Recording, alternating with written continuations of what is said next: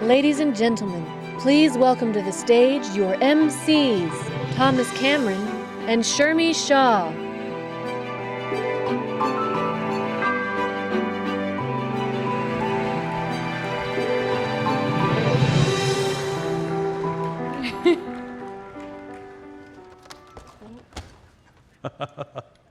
Hello, everybody. My name is Thomas Cameron, and I'm a cloud evangelist at RedHat. And good morning. My name is Shermi. I am a global account manager based out of New York City. On behalf of all of us at RedHat, welcome to Red Hat Summit 2016.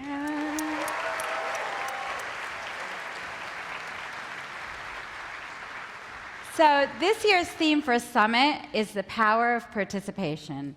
Because open source is now at the forefront of every major breakthrough in tech, the future of open source belongs to those who show up and participate, and that's you. The future belongs to y'all right here. This is where your voice is heard. This is where it matters the most.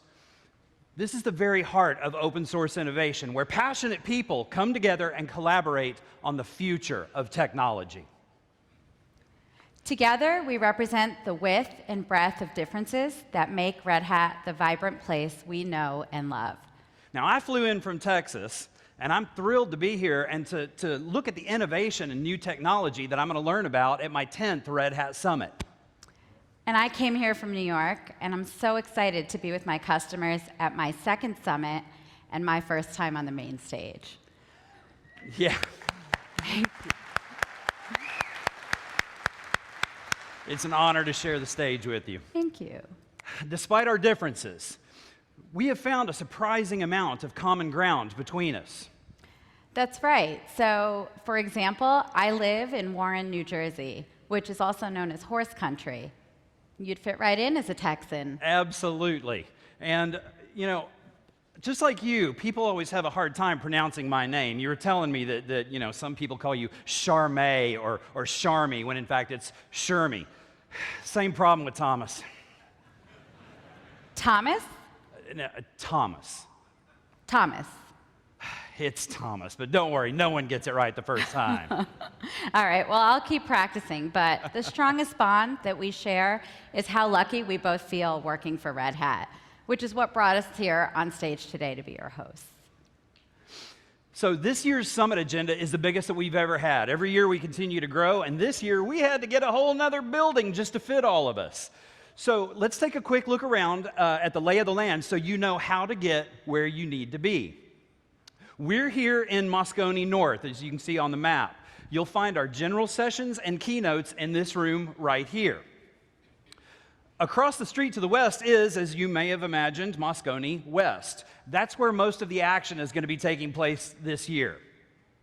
On level 1, for example, you'll find the partner pavilion with over 90 booths and displays from our partners. And while you're there, make sure you pop into the RedHat booth at the center of the pavilion. This is where you can meet the folks who, in a lot of cases, are writing the code that you're putting into production. This is where we get the feedback that we need from you to make sure that we are being good stewards of the code base that we help with the open source community in. So now go up to level 2, and you'll find the participation square. So you can interact and give live feedback on product design, support services, and redhat.com. And you'll also find details on our innovation awards. We're featuring 10 years of some of our most innovative customers, including my awesome customers here among the audience representing Cigna, winner of the 2013 Innovation Awards.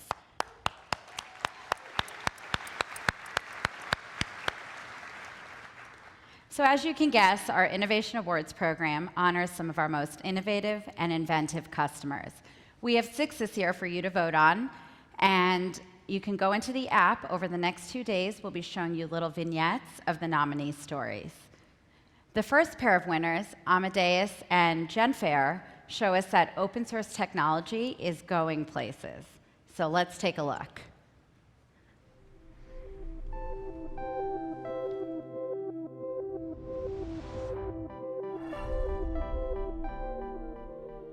Our planet is pretty large, and we provide services all across the planet. Without innovation, we stand still and we cannot deliver to our customers the competitive advantage that they're looking for. Amadeus is what we could call an electronic marketplace for the travel industry. Airlines, hotel chains, car rental companies. Every time you travel, you will be using Amadeus in some shape or form. We acknowledge the fact that we have to step up our technology, going really into cloud technology. The Amadeus Cloud Services platform, built with Red Hat OpenShift for Enterprise, really allows us to be very flexible in the market and move our workload across the globe independent of the underlying infrastructure platform. It's not a piece of software in the corner, it's the centerpiece of our application stack, the way we operate the whole system. And for me, the solution is an extremely good example for innovation that changes the game. I'm really proud that our teams were rewarded with this award. It's a great recognition for the awesome work that has been done by the team from Red Hat and from Amadeus to bring a new solution to the travel industry.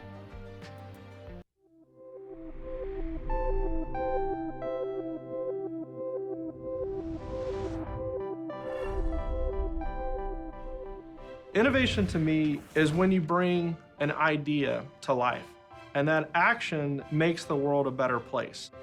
Genfair went from an equipment supplier to a full offering automated fare collection solution provider for public transits all over the US and Canada. We help the public transportation industry stay up with the digitization movement.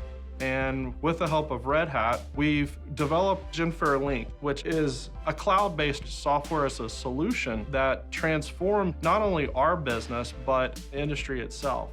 Red Hat was very much a partner, not only at the architectural stage, but at the execution stage, to where we can build it once, take the advantages of solution improvement, and apply those to all transits. As public transportation grows, cities grow, economies grow. So when I think of winning the Transform Award, it makes me proud to think of what we've accomplished and where we're headed, and I couldn't be more excited.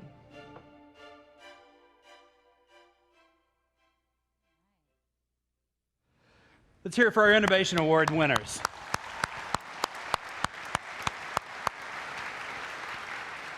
Now, speaking of innovation, the things that our Red Hat certified professionals are pulling off in the field is pretty doggone impressive. I'm a Red Hat certified architect, so I have a very fine appreciation for how hard it is to get through the certification process. So I'm really proud to be able to honor the winner of our 2016 Red Hat Certified Professional of the Year Award. And this year's winner is a technical leader in systems engineering at Seek Servicios, a Red Hat partner that implements open source technologies in Colombia. How about a big hand for Felipe Caballos?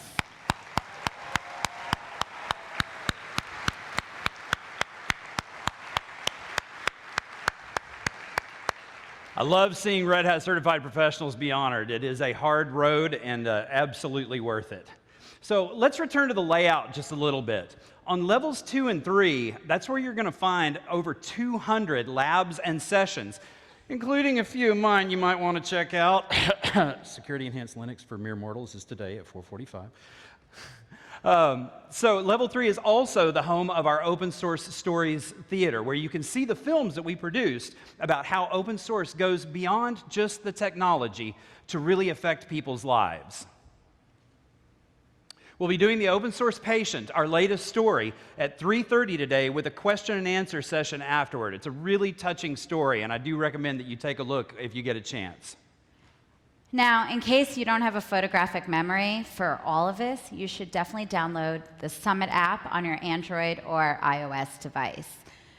You can do really cool things there, like build your schedule, compete in the conference cup game, and earn badges, win prizes from the Cool Stuff store. Did you check it out today, by the way? I did. I'm all about conference swag. My wife, on the other hand, is like, don't bring any more home. And you can also vote for the Innovation Award Winner of the Year. And then something else that's neat this year, you can enable Bluetooth access to get helpful Summit pointers throughout the week. So don't forget to join the conversation on social media with #RHSummit and follow these channels for the greatest from the event. So speaking of social media, if you guys don't mind, if you'll indulge me, I'd like to capture a real quick picture of Shermie and myself and 5,000 of my closest friends. Come on over here for a second. All right. And bonus points if you get pictures of me taking pictures of you for a Red Hat Summit selfie. Everybody wave and say hi. 1, 2, 3. All right, cool. So I will post that to Twitter with the #RHSummit. And you guys feel free to reply and give us feedback online about what you're experiencing and post lots of pictures. Let us know what you're doing. You know, I keep thinking of the opening video. Working in open source is a lot like playing in an orchestra. One person playing solo is certainly impressive, and it's beautiful to hear. But all of those musicians playing together, notes supporting each other in concert, is really an inspiration to witness. It is the power of participation, the way that we work together in our open source communities and our organizations. Now I'd like to turn it over to Red Hat CEO Jim Whitehurst, the conductor, if you will, of the open organization. Maestro?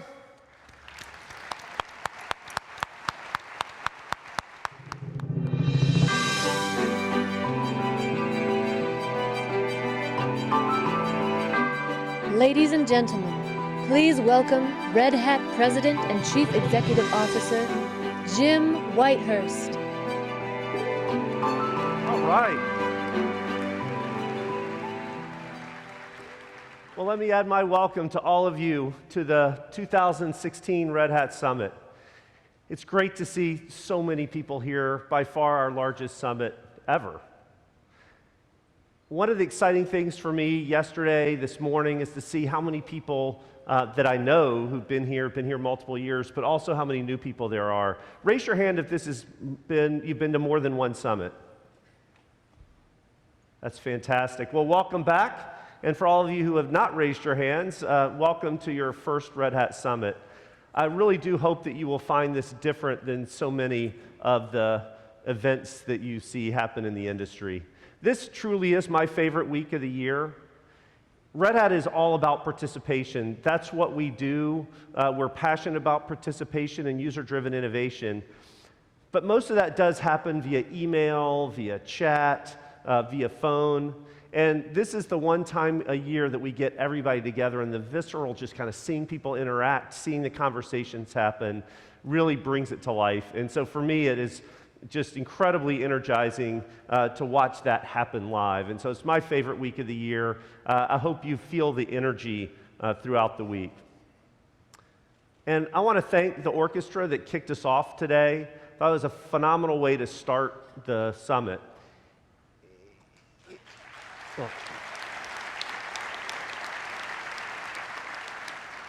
An orchestra is really a tremendous thing, and Thomas talked about participation.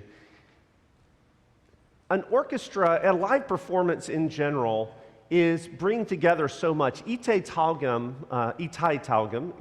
the famous conductor, once described an orchestra as a series of stories coming together. The stories of the musicians, of the audience, of the architect who built the building, of the conductor, of the people who made the instruments, all coming together. In his words, all of these stories being heard at the same time, this is the beauty of a live concert. This is the reason you leave your home. And I hope you feel that here this week. This is about participation. It is about this conference being different because you are here. We hope that you all are active participants in the sessions that you're in, that you meet new people. Right? We want it to be different because you're here. And again, that's the beauty of a live event like that. That's the reason you leave your home. The theme this year is participation and the power of participation. And I want to spend my few minutes that I have with you to kick this off talking about why I believe that this is such an important concept. And that's because participation and innovation are very, very tightly linked. And let me describe that connection and why we're so passionate about it over the next few minutes. We all know technology is increasing and changing incredibly rapidly. There's so many innovations that are happening, yet we're not fully seeing that in how it is impacting the human condition broadly. Robert Solow coined what's been called the computer paradox. It's now been a while ago now. And the computer paradox basically says that we see computers everywhere except in the productivity statistics. Now, that's a little dated, and we did see a productivity boost a little bit in the 1990s, but we continue to go back to declining productivity happening broadly. And that actually is a really big deal. I think Paul Krugman, who is a Nobel Prize-winning economist, once said that productivity isn't everything, but in the long run, it's almost everything. Right? When we think about being better off than our parents were, and kind of a continuing, ongoing kind of progression, that is really all based on productivity. And so there really is a paradox around all of this incredible technology that's happening, yet we continue to see declining levels of productivity. And I will argue over the next few minutes that much of that is due to the fact that these technologies are becoming so complex that how we apply those to solve major problems is something that no individual or any individual company can do on their own. That the problem with our declining productivity isn't a decline in the innovation that we're seeing in technology. It's our capacity to take those innovations and apply them in ways to solve the problems around us. Earlier this year at the World Economic Forum in Davos, the theme was the Fourth Industrial Revolution. And broadly, the industrial revolutions in this regard go from the early mills in the 1750s that happened in England to the Second Industrial Revolution in the late 1800s with the birth of mass manufacturing, to the Third Industrial Revolution, which was the first generation of technologies, and now the Fourth Industrial Revolution, which is a combination of technologies from the communication tools around broadband to artificial intelligence and machine learning, to 3D printing or additive manufacturing, to Internet of Things. And what the conference was about wasn't those technologies specifically, right? We see those things around us, and certainly many of you are involved in these, and much of this conference will be talking about the communities and ecosystems that power components of that.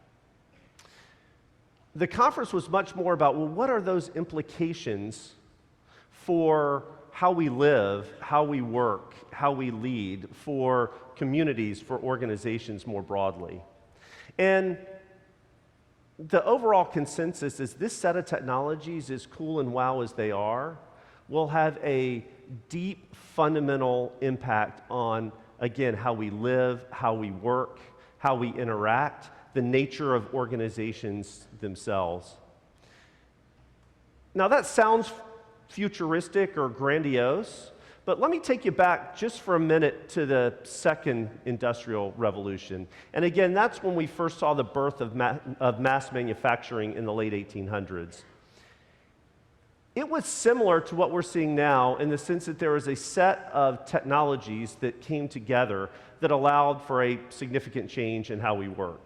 So those were things like the electric motor and the auto lathe and the electric light. And these technologies came together that allowed for the first time for us to basically mass manufacture goods and services. And if we think about not so much that mass manufacturing, which had a tremendous impact on our economies. This is when we went to starting to double output or productivity, double output per person every 30 years, and that's a trend that we were on until the 1980s. So an incredible change in the human condition associated with that.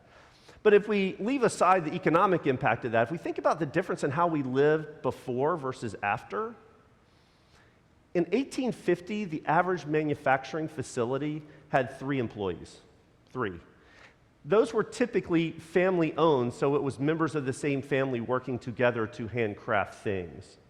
Right? 50 years later, by the turn of the century, we had these mass, multi-thousand manufacturing facilities that were happening in large cities. And that brings us to the next point. Not only were people now no longer working next to their home with family members. I know a lot of people can say, oh my God, what a nightmare. But that's how most people live, right? Next to your home with your family members, small kind of operations doing things, to working in large companies, thousands of people. And that also then caused people to move off of farms and into cities. So even the very nature of where and how we live and the growth of suburbs all happened through this period of time. Also caused profound political change, right? As you now had capital and labor that came together and created all this value, how was that going to ultimately be distributed? And from the kind of more social welfare systems that developed in the US to socialism in parts of Europe to communism in other places, whole new political regimes were developed because of the second industrial revolution. The reason I pause on that is I do think it's easy for us to get in a bound and look at the technologies and not realize how profound the changes will be around us associated with these technical changes. And I think there's a general growing consensus that this fourth industrial revolution will look a lot like the second one in terms of the size and scope of the change in how we live. I actually want to focus on one final aspect of that second industrial revolution. And it was, I would argue, one of the most profound changes that came along with it. And that is how we organize people to get things done. Right? In the second industrial revolution, we now had this issue of having thousands or tens of thousands of people scattered around the world that had to be coordinated to make these goods and services in these large facilities. And so we developed these systems of management, so statistical process control, hierarchies, as we know them today, that became how we actually coordinated to get things done. If we look at where we stand today, however, those things, science of management, Taylorism, all of capital budgeting and all those processes that we put in place to basically organize and orchestrate people doing rote tasks in a static environment are fundamentally changing. With the technologies of the fourth industrial revolution, if it can be proscribed, it can be programmed. And therefore, those jobs are going away, right? The activities that are left for people to do are ones that require initiative, require creativity, right? Require a level of judgment, or otherwise they will be automated. Right? And so that's not to say there will be augmented reality, all kind of things to assist people in doing things, but the jobs remaining will require a degree of judgment. In addition, the world has accelerated at a tremendous pace. right? With the level of connection we have, there is just a tremendous acceleration in the pace of change around the world. And you put all that together, the systems that were designed to help people coordinate people doing rote tasks in a static environment won't get us to where we need to go when the primary way we'll create value going forward is innovation. I see this all the time. I have the pleasure of traveling around the world and getting to meet with senior leaders at our customers, CEOs at other events. People get that this is a problem.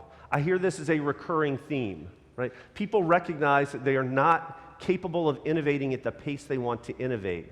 But importantly, they recognize that pedaling harder isn't working. Right? The nature of the problem is different, right? The hierarchies that have been so good at solving so many of the problems that we had in the first, second, and third industrial revolutions are actually impeding us today because hierarchies squelch innovation. They don't foster it. And I'm a huge optimist, and one of the things I'm most optimistic about is we're through half the problem. People know it. People know it, and people are starting to recognize that their own organizational structures and ways of acting are part of the problem. So that brings up the question, well, why don't they fix it, right? These are leaders of large organizations, many of you in the room, right? And you are people that shrink from challenges, right? People are in these senior jobs because they're actually really good at addressing challenges. They rise to challenges. They like it. And I think the real problem here is that it's much harder to break old habits than it is to build new ones. And so many of the very things that make people successful in the first three of the Industrial Revolution, things like being decisive and being directive, were things that were celebrated, and they help make people successful in this world. But driving innovation actually means giving up control. Let me go back to the orchestra analogy. Itai Talgum also once said, the worst damage that I can do to my orchestra is give them clear instructions. That would prevent the ensemble, the listening to each other that's needed for an orchestra. Right? It starts with recognizing that innovation rarely comes from the boardroom or the executive suite. It comes from much closer to the customer where things are happening, where the action is. And recognizing that is a critical component to rethinking how we organize to innovate. It actually is even harder than that, because we can talk about that in the context of any one organization. But I think we see over and over and over again, individual organizations aren't enough. No matter how big the company, there are more smart people outside the company than there are inside the company. And we've seen from observation in nature that the best, most robust, most innovative ecosystems require diversity. Diversity of background, diversity of thought, diversity of activity. And that is incredibly difficult to orchestrate within one organization. Right? So truly ensuring that we understand and are able to innovate in this new world requires that we continue to build our capacity to participate. The challenge really is building the quality and quantity of collaboration and participation more broadly. Now, most of you, those of you who raised your hand, know that I'm a history buff. And so I have to do a history lesson at the summit. And if you thought you were getting away with just that Industrial Revolution, I'm sorry, you're going to have a bit of a history lesson. This year, though, I'm going to do something a little different than I normally do, because as a history buff, one of the things I love about history is history tends to repeat itself, and so you get great examples of things that happened in the past that can provide at least a frame for how we think about things today. But given that I really want to talk about participation, frankly, it makes it pretty difficult, because if you go through the first industrial revolutions, they weren't a lot about participation, right? I think that's part of the problem, right? They were very much about control, organization, coordination, and that led in the realm of intellectual property certainly to locking things up, right? And there's been tons of books written around the sewing machine being locked up and the lack of innovation there, or the aircraft wing and that being locked up. So this year, instead of saying, let's take a frame from the past and apply it, I'm actually going to play a little game of kind of what if. So let me introduce you to Michael Faraday. Now, many of you probably know who Michael Faraday is, and I don't mean the car. Yes, there is a car named after him. Michael Faraday was a scientist in 19th century England who was credited with the underlying research that led to the electric motor, the generator, and more broadly, the principles of electromagnetism. What made Michael Faraday very, very different than most of the scientists of his day is just the way he acted. And his background was different. He was from a working class family. He was self-taught, right? He had no real formal education. And how that manifested itself in the way that he worked is he was an avid experimentalist.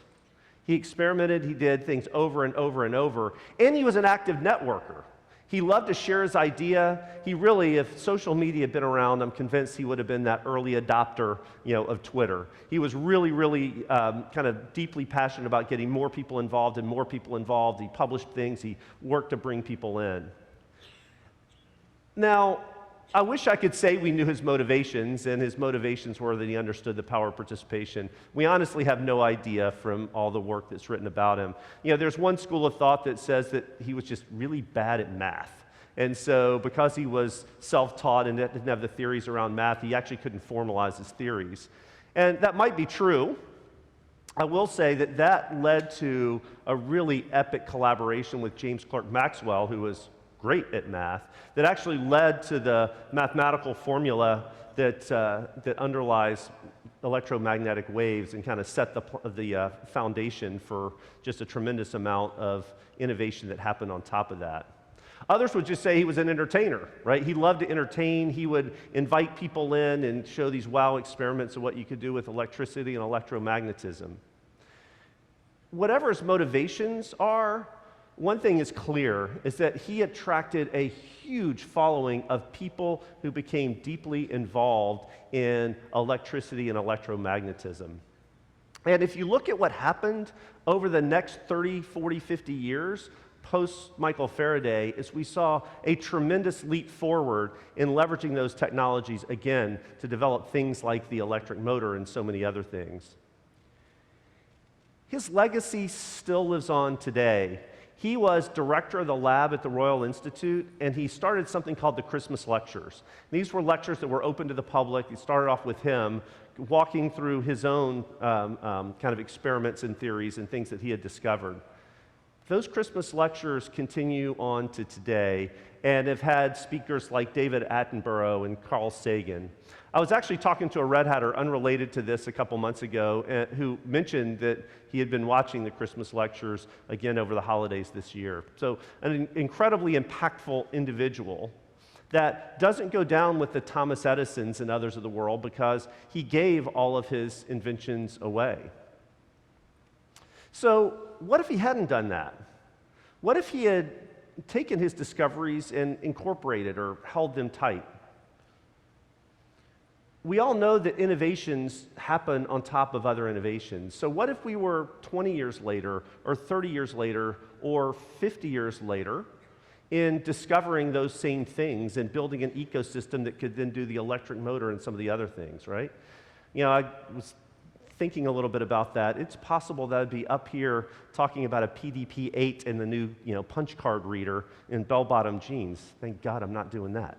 But no, in all seriousness, his inventions led to the electric motor, the radio, television, cell phones, even the screen behind us.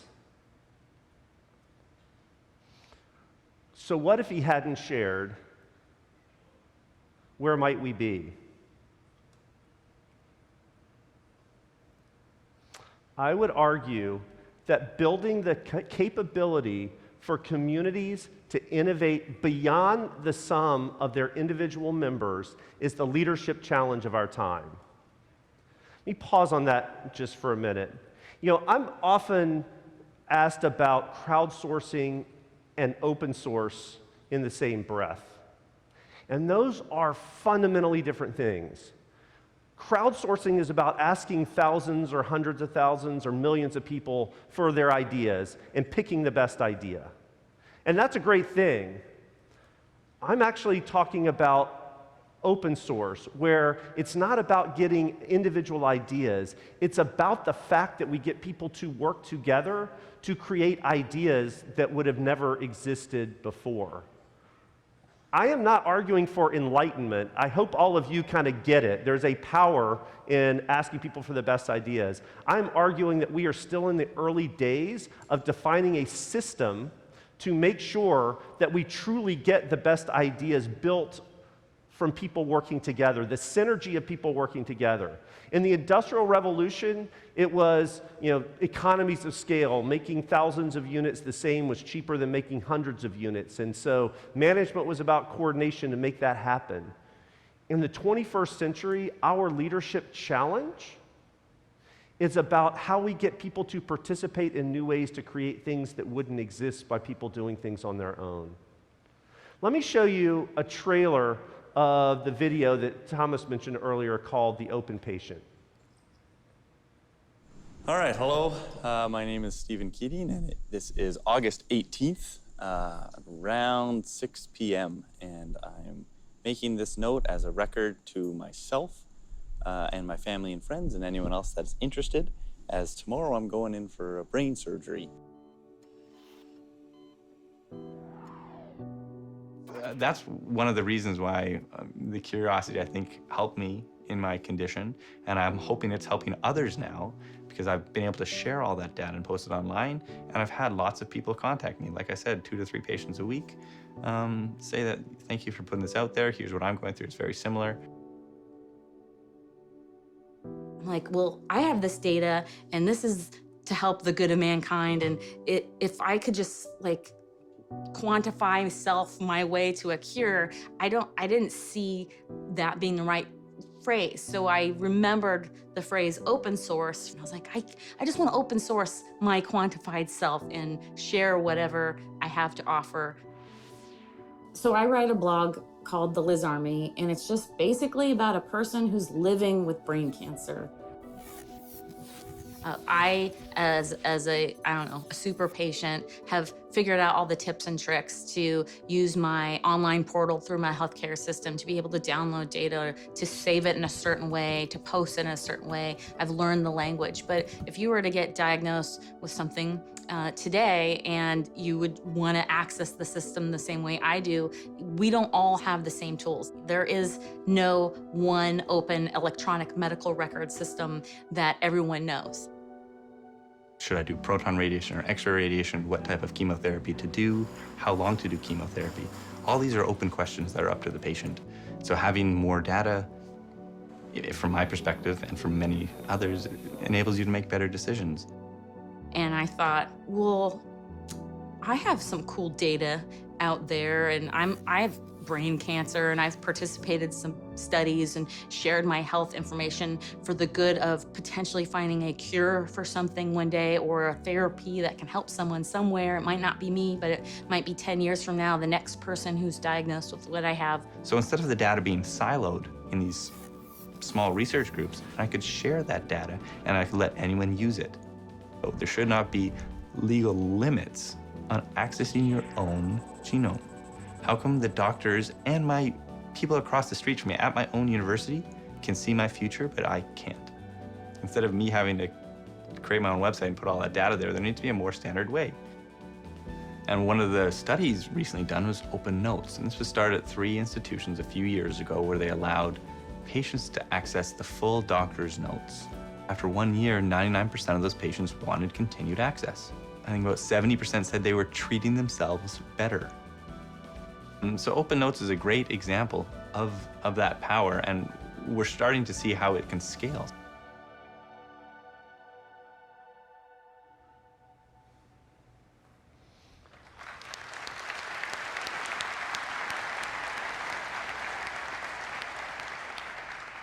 So I said before that building the capability for communities to innovate beyond the sum of their individual members is the leadership challenge of our time, our ability to solve that will determine human progress in the next century, because we are all participants in a whole set of communities. And what I so love about the video, and I have had a chance to see the whole thing, and so I highly recommend that you come watch it, is it brings to stark reality, kind of a key concept that I'm trying to impart here, right? The open patient's about a what if, right? What if patients didn't feel that they were recipients of healthcare and recognize that they're active participants? But here's the key: if you listen to what was in the trailer, and it's certainly throughout the film, it's not about saying be an active participant to help your own healthcare. It's that being an active participant not only helps you, but it actually helps healthcare for everyone else. By being part of that system, it doesn't just benefit you, it benefits everyone, right? And it's not an economic example, right? It's a human health example around that. So what if more patients were enlightened and recognized the power of sharing to help themselves, but more broadly, others in the future who have similar conditions? What if doctors valued that participation, actually help foster and catalyze it? And I know some do, but that's not the norm, right? Healthcare is something that is applied to people. It's not something that people are necessarily engaged in. And what if people doing research and companies doing research recognize the value of open and shared, and if institutions related to healthcare work to actually build cultures of collaboration because they see the value in that? Now, I want to pause here for a second, because I'm not talking about a radical change. If there's anybody here from the pharmaceutical industry that's, kind of sitting back and having a heart attack as I'm talking about open, what I'm actually talking about is understanding how we best leverage open to get the best outcomes, right? I actually talking to a very senior executive at one of the largest pharmaceutical companies in the world a few months ago, and he basically said, look, I know that we have data in a whole set of clinical trials that we've done that we're no longer using, and that data is probably very, very valuable to other people. And I know that there are trials that have happened in other places where that data could be useful to us, but it's locked up. We don't have a mechanism to think about it. And so we had a great conversation about what we see happening in technology, because if you look today at Google and Facebook, you can pick almost any web companies, they're obviously competitors for end customers and eyeballs, yet they are two of the largest contributors to open source, right? They recognize there is a component of innovation where it makes sense to do things together. And we're all better off because of those collaborations and having these massive IT users involved in driving the pace of innovation. That doesn't keep them from being competitors. That doesn't mean everything is open. But it does mean there's a way that we have proven in technology for sharing to work to better everyone, not just Google and Facebook, but all the other people who are allowed to leverage and use that same set of innovations.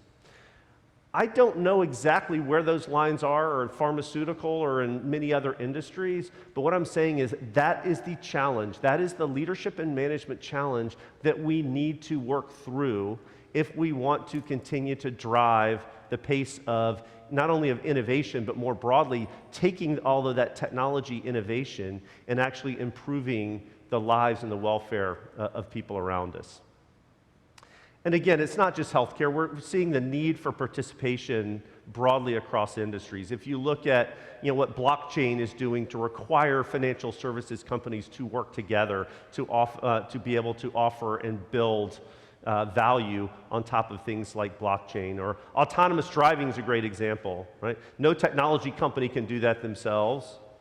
No transportation company can do that themselves. No government can do that. It's going to take all of those working together to ultimately build a system that allows autonomous driving to take off.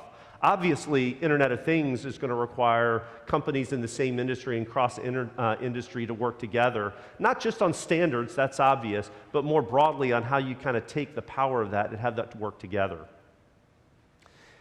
I said earlier on that I'm an optimist, and I am. And let me take one example from Fourth Industrial Revolution, and that's artificial intelligence, right, or machine learning.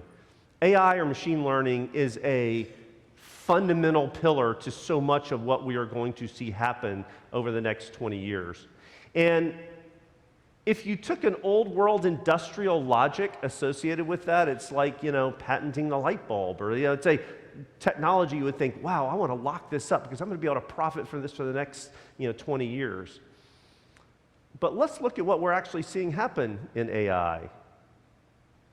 Google open source TensorFlow. Amazon's open source its AI engine. Microsoft is open source its AI engine. Facebook is open source its. Now, and then you see Elon Musk and what he's doing with OpenAI. We're seeing this kind of broadly happen. And again, these companies aren't charities. These are for-profit companies that have shareholders, and they are working to create value. The point is that they recognize there's more value in being open and building ecosystems than there is in locking it up and staying closed, right? There is value in ecosystem and participation, and we are seeing that more and more and more. The great news is I think leaders broadly see that. It's not a matter of if, it really is a matter of how. How do we do this broadly, cross-industry, inside company, inside departments, right? It's a whole set of levels of how we do this and how we do this differently. It's not too different than having to create the original hierarchical structures and Taylorism and science and management that happened in 100 years ago. We need a new paradigm. And Red Hat's all in. This is something we've been working on for 20 years, and I hope we can play a small contribution around this. Our mission statement is to be the catalyst in communities of customers, contributors, and partners, building better technology the open source way. This is a mission statement we developed 8 years ago. And I want to pause on it just for a second, just to shed some light on at least how we think about this problem. When we were first developing the mission statement, we did it in a participative way, as we always do at Red Hat. And the first draft of the mission statement started off to say, to be the leader in communities of customers, contributors, and partners, et cetera, et cetera, et cetera. And a number of our people who are deeply involved in a whole set of open source communities came back and said, that's not accurate. We're not leaders. Leaders implies a level of fiat or control that we don't have. And so we went back and, I'll call it our beta draft. We came back and said, okay, Red Hat's mission is to be an active participant in communities of customers, contributors, and partners, et cetera, et cetera, et cetera. Those same people came back and said, well, that's not accurate. We actually are working to drive the direction, and participation doesn't really sound like we're driving direction. And of course, I'm in a traditional, kind of second industrial revolution world. You say, well, are we a participant or are we a leader? And finally, one of our engineers came back and said, well, we're a catalyst, right? Because we are there, things happen. It's not because we can demand that they happen. It's not that we have control over them, but because we're there, things happen. I want you to feel that way at Red Hat Summit. Because you are here, this event is different. Because you're here, you're helping influence the myriad communities that are involved here, right? Red Hat's involved, and therefore the Summit's involved in hundreds of communities, from Linux to OpenStack to Kubernetes, KVM, a whole series of communities that are here, and hopefully you all have either an opportunity to participate in that upstream level or how those technologies are ultimately used, right? That's the goal of why we get together here. That's why we want you here and involved in participating. We have a Gandhi quote that we have on the walls of virtually every Red Hat office, and it basically says, first they ignore you, then they laugh at you, then they fight you, and then you win. It's a famous quote. You've probably heard that. At last year's summit, Paul Cormier, for the first time, basically declared that at the Linux level, we've won. Right? We, meaning the open source community, has won. Right? Linux underlies all of that innovation that's happening around AI is built on top of Linux. IoT is built on top of Linux. Mobile devices, virtually all of the fundamental kind of innovations that are happening around the fourth industrial revolution are there because of Linux. And if you think about that in the context of technology, that's an incredibly powerful thing. We've been able to demonstrate that a broad participative community of a very diverse group of people working together can create such an important, impactful technology. And that's a great thing. But if you frame it at a broader level and we think about the broader problems of how do we apply technology to solve world problems, from hunger to environmental issues, global warming, et cetera, we're only just getting started. All of those problems are going to require participation to solve. No one brilliant person, no one incredible organization is going to be able to solve those problems. So I hope while you're here, you get deeply involved in the communities that are represented here. But then when you go back into your own communities, either ones represented here or other things that you do, I hope you think about the power of participation and how you can apply that more broadly to solve problems in your own organization or more broadly in your industry or the other ecosystems that you're involved in. Following me, you'll hear from Elwin Loomis from Target. He's going to talk about how he's applying this set of principles at Target. It's a great set of kind of examples of how you can kind of think about this in a kind of more practical context. He's a great speaker. I think you'll have a great time listening to that. So I hope, again, you can take some of those learnings from what I've talked about, what Elwin will talk about, and what you'll hear over the course of the next few days, and really think about how you can apply those, because I really am convinced that we can accomplish so much more together than the sum of what our organizations can do individually. So with that, let me again welcome you to the 2016 Red Hat Summit. I hope you enjoy it. We're thrilled you're here. I hope you participate, and I look forward to meeting as many of you as possible. Thank you very much.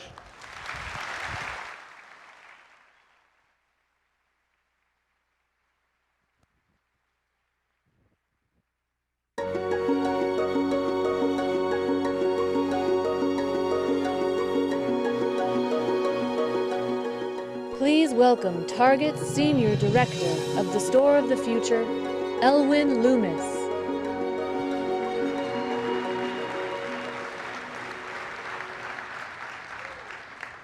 Hello, everyone. I'm Elwin, and I'm an engineer, and I am so happy to be here with all of you. You are all makers. You're creators. You are doers.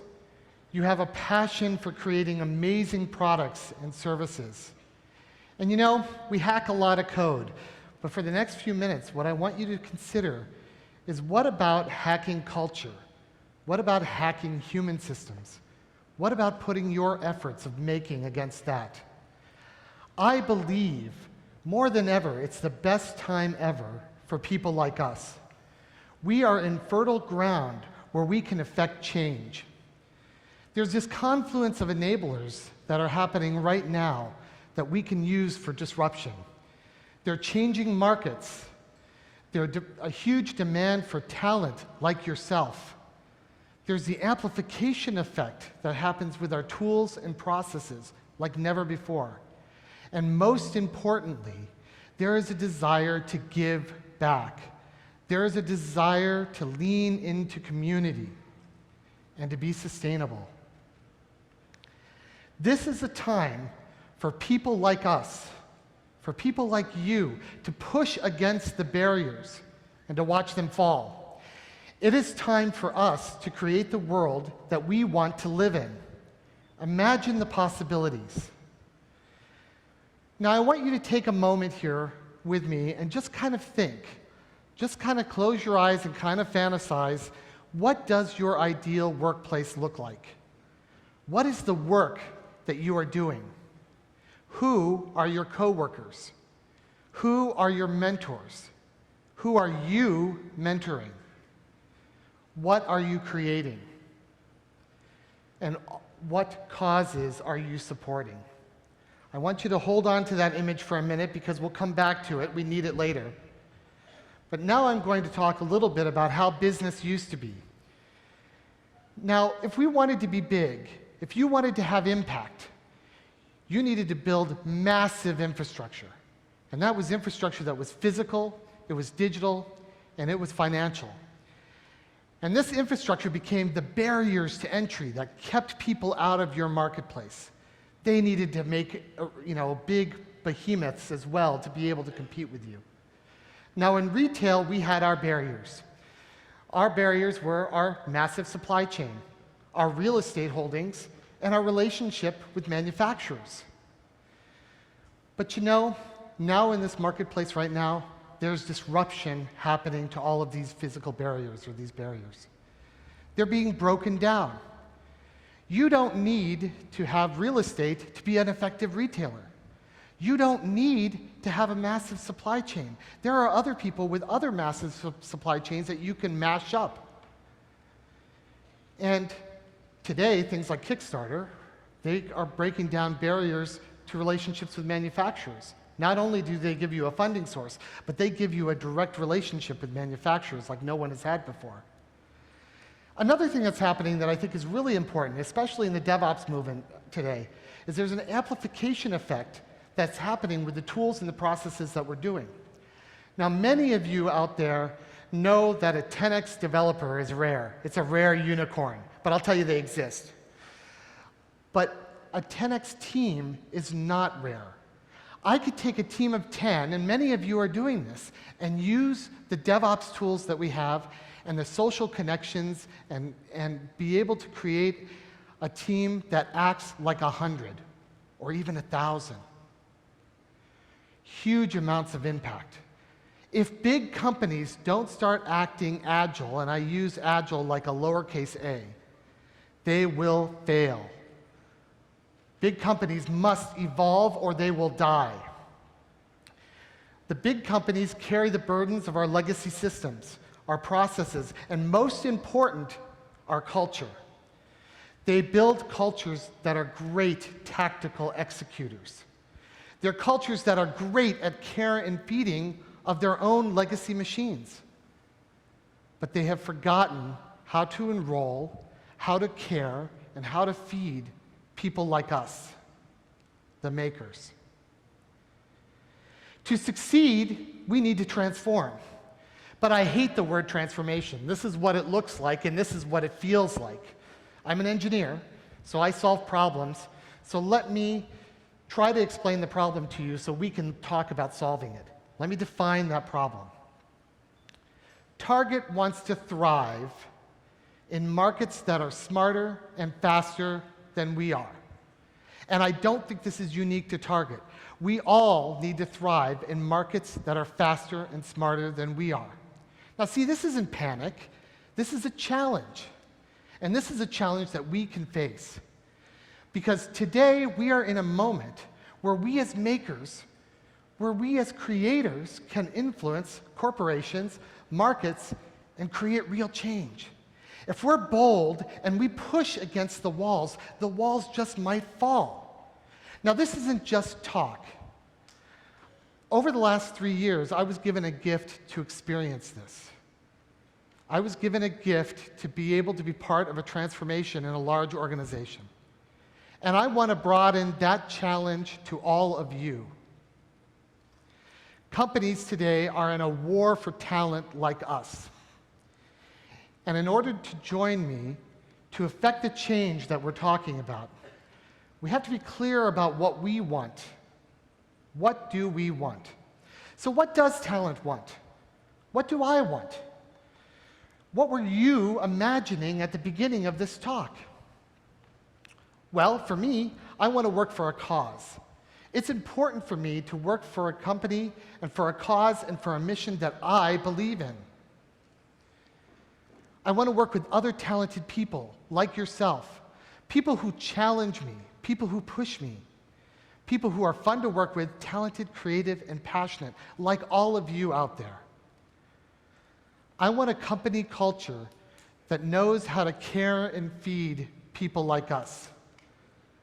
I want a company culture with a mission that I believe in, and with a space that's comfortable. I don't want to be working in a cube farm or a code factory. I want to work in a workshop. I want to work with collaboration.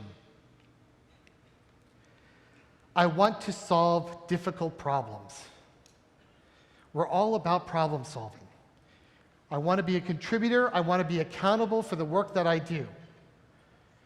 Now, I was told something about a year ago from a friend of mine, and he said, Elwin, I know why you love to create things. I know why you love to make things. He says, because you make things in order to give. And I want you to think about that, because I think that's a very important thing. You are creating to give. Now, how do I know all of this? I know all of this because this is what happened to me.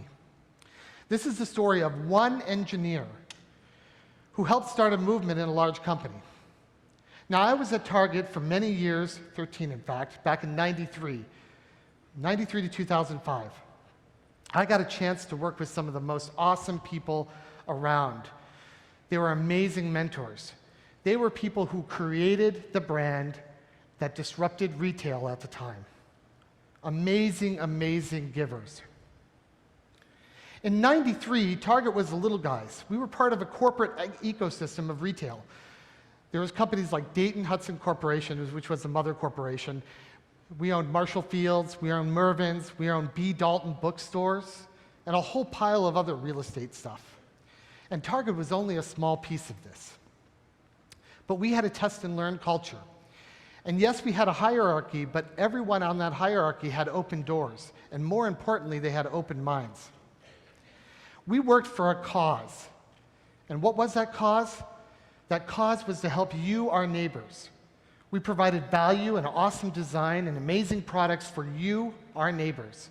We provided great jobs for our neighbors who are our team members. We created strong partnerships with vendors who are our neighbors. And more importantly than anything, and unique to many Fortune 50 companies, is we gave back 5% of our pre-tax profits to our communities of neighbors. This was a cause and an awesome mission that I still believe in. Now, around 1994, I got called into a boardroom with a bunch of other Target people. And around this big boardroom table, there were all these people in fancy suits. And we at Target, we dressed casually. I had jeans and a t-shirt on. And a bunch of us come into this room, and there's no seats for us. There's no seats around the table. So we stand along the wall. And somebody chuckles, who has a suit and sitting in the table, and he goes, "Oh, don't worry about them. They're our red and khaki brigade. They're Target." And I remember smiling and thinking to myself, "Oh yeah?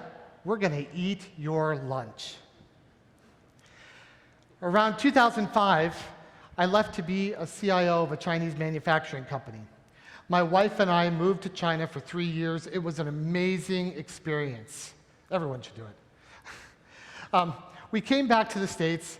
I worked with a friend with a startup, Code 42. They make a product called Crash Plan, and was CTO for a small company in Minnesota before I found my way back to Target. Well, in 2013, a few years ago, I came back to Target, and it was a completely changed place. You know, the retail ecosystem had become a monoculture. They had jettisoned all of those other things to focus on growth in Target. And growth in Target it did. It grew to $70 billion during that time. Our stock ticker went from DHC to TGT, and we were all required to wear suits. Yes, even the engineers. We had grown to 1,800 stores, and we bound ourselves in chains of over-collaboration and fear of change. We had lost much of our engineering strength. And I actually think this is a thing that a number of companies are facing out right now. We became an IT organization of definers, not doers. Because we fell into the trap where if you define the problem well enough, you could commoditize getting it done. Well, that doesn't work. That doesn't work now. It was such a change. We had forgotten much of who we were and what we had done and how we did it. And it's kind of funny because I was called into a meeting. It was an acquisition meeting. It was one of the first acquisitions that we had done in years. Back in the early days, we did a lot of acquisitions. So I went into that meeting, and it was a big table, and a bunch of the Target people were sitting around one side, all in suits, and I was wearing my suit. And I sat down, and two guys came in, both in cutoffs and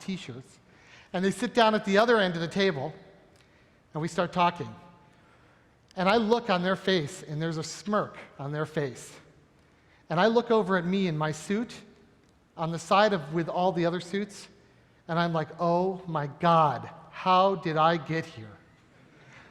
I'm one of those suits around the table, and I know exactly what those guys are thinking. They're thinking, I'm gonna eat your lunch. And it was much more fun being on the other side of that table before, I'll tell you that much. How could we find our way back to our roots and move forward as a company? What prevents people from changing? You know, ultimately, it's fear and uncertainty. And we all know about the innovator's dilemma, and I'm not going to talk about that, but that's another thing. But I made it my mission that day when I was sitting around with the suits, and I saw the smirks on those guys' faces, to create a place where I wanted to come to work, right? And I wanted to enlist anybody who would be willing to help me. So I started asking a few basic questions. It goes back to the questions that I was asking you to think about earlier today. What does a healthy ecosystem look like? How can we incorporate what talent wants so that we can attract and retain the best people and make the coolest teams? How can we remember that we are the ones that create the machine and we are not cogs in the machine? What did the space need to look like? What did a workshop look like versus a code factory? How would we work together? Business, ultimately it's this. You guys know, it's a DevOps thing. You all are doing it anyway. It's the business sitting together with the technologist, working together. I don't care what model you use, whether it's Agile, Scrum, Kanban, Lean, it doesn't matter. But you're working together, you're building empathy, you're building great products. The first thing I realized when I came back to Target, and this is something I would give advice to any of you who are going into a new company, you must find the doers. You must find the other makers. You must join force and collaborate. Now, these doers, they don't have to work for you, and they might not be working for you in these companies, but they have to want to work with you. So the first thing I did is I ran around, and by the way, these doers are not often found if you look at the hierarchy. They're not at the upper part of the corporate hierarchy. They're down around over here. These are the people that you need to access code repositories and who have their hands on the infrastructure. The people, when you need them, you know who to go to, right? I started finding them, and when I was looking at Target at that time, I found that they were underappreciated, they were demotivated, and they were scared. And I remember that I wanted to create a community and a mailing list that would connect us all together. And one of the people came up to me and he said, Elwin, I am not going to be on any list because being on a list is dangerous. So I thought, my gosh, how am I going to connect people and motivate them and know that I love the doers? So what I did is I minted a coin. This is a challenge coin. And this coin is the Rebel Alliance coin. I created a secret society, the Rebel Alliance, Jedis who would overthrow the Empire. And what I did is I gave these out when I recognized that somebody's a doer, and I made them a Jedi. And it's a flat organization. If you're a Jedi, you make other Jedis. So they got a pile of coins. But there's rules, because this is earned, it's not given. You must demonstrate that you can do. You've got to be able to do. You must have done something recently, because that eliminates the sleepers. You must know the rules, and you have to be willing to break the rules to do the right thing, to be a member. Now, ultimately, no one really knows who all are Rebel Alliance members. But what I will say is that was a way to connect and motivate and show that we appreciate these people who are underappreciated. And that's what you need to do. You need to enroll people. So then the second thing is, I'm an engineer. You got to show me, don't tell me. And I knew I had to show the organization. So what I did is I created a team. It was a small team. We called it RAD. And the idea was to be the prototype. I knew that if I could get 7 or 8 people like yourself, real strong makers, people who are design thinking, digital, I say T-shaped engineers. These are people who are very creative and they can get deep in a specific domain fast. And if I got them together with the business, wonderful things could happen. So what we did is we created small teams and small pods, and we invited the business to come in with their ideas, and we said we would do your ideas. But there were table stakes. The table stakes to bring your idea to us was you got to sit around the table. So one of our first things we did, and we did this in a different way of doing things. I mean, we had an open space, and we were working with agile and lean processes, and working with the business, sitting together with the technologists. What we did during the first MVP was 2 months it took, 6 weeks. The company thought it was going to take a year, the business partners we were working with. And when we put it live 6 weeks later, it was responsible for $300,000 worth of incremental sales that week. We did that in 6 weeks. Now, we did a whole bunch of other MVPs and a whole bunch of other projects, but it isn't about the projects, and it isn't even about RAD. What happened is the business who was sitting with us when they were doing these MVPs, when they went back to their old way of doing it, they saw how wrong it was. I got a call from one of the business leaders who had lived with our RAD team for about 2 months, and after she went back to her team, she said, Elwin, I can't work in my team anymore. I can't work the way that we're working. I need to work the way we were working. And that was the idea. The idea is to create a model that infects the organization. This did, in fact, affect the organization. RAD became the model that was the tip of the spear that we did the next organizational change. I worked with Target.com to change Target.com into a product organization. We needed to hire 150 engineers into Minnesota, the tundra, and bring them together with the business, working in pods of product teams, with the product owners, with the engineers, with Scrum Masters, all sitting together and creating. In order to enroll and to enlist all of these engineers, I needed to kind of define what they were, because I needed to tell our executives what are the kind of people that we need to bring on. So we created a manifesto that talked about our beliefs and culture, and I think all of you should do something like this. So this is it. It was 4 points. We do meaningful work that makes people's lives better. We do this through personal problem solving. We do it with humility and optimism and a united team effort. We are you. From there, you can make a banner, and you kind of can make swag, and we all know how important swag is. But I want to say that it's more important than you think. It's not just people wearing your t-shirts. They're waving your flag. The right banner, the right thing that makes somebody want to wear your t-shirt, right, turns your guests, your customers into champions, your vendor partners into evangelists, and your shareholders into flag bearers. Ultimately, we had infected the organization. These product teams, we did it through digital. We were able to rewrite 60% of .com's core infrastructure into open source. We were working in a DevOps model with product teams. We did this in under 18 months. And today, our entire IT organization is running like a product model, and we reduced our hierarchy from 40 layers down to 10. You heard Jim refer to Gandhi this morning. And I want to lean on Gandhi myself and issue another challenge to you. I want you, as makers, to be the change you want to see in the world. Earlier, you heard me talk about Target's challenge coins, the Rebel Alliance coins. If you were one of the first 3,500 people into this auditorium, you got a challenge coin. Now, this coin is earned, it is not given. It is meant to represent the challenge of being a catalyst. I need you to go back to your organizations and find the doers. Be the catalyst. Make the changes, and let's change the world together. Thank you.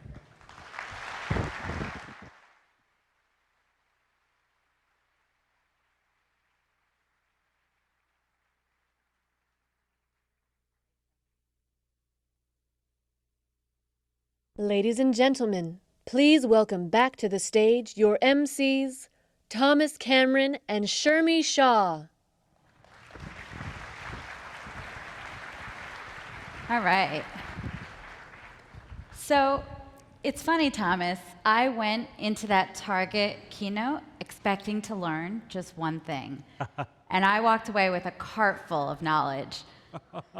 Deja vu of what happens every time I walk into the store. Could anyone relate to that? I know, I can't tell you how many times I've gone in for, a ballpoint pen and come out with $200 in the cart, so yeah, I get it. And how about Jim's keynote also? Every year I try to kind of guess what historical anecdote we're going to hear from him, and I'm generally wrong, but I will say that, when Jim talks about stories like the open patient, and when Elwyn talks about things like he knows that we're a community of folks who are working hard to give things away, that is why I am involved with open source, and that is why I'm proud to be part of your community. And this is just the tip of the iceberg. So we have 3 days absolutely packed with opportunities to network, learn, and experience open source. So we'll be back on stage again this afternoon, but in the meantime, breakout sessions and hands-on labs are starting at 10:15 in Moscone West. The Partner Pavilion opens at 11 o'clock, and you will find lunch there between 11:30 and 1:30. And we'll see you back here at 1:30 for a special live presentation from our Open Source Stories series. And we also have our partner keynotes from Intel, Dell, and SAP. So have a great morning, everyone. Thank you. Thanks, everyone. Y'all have a great day.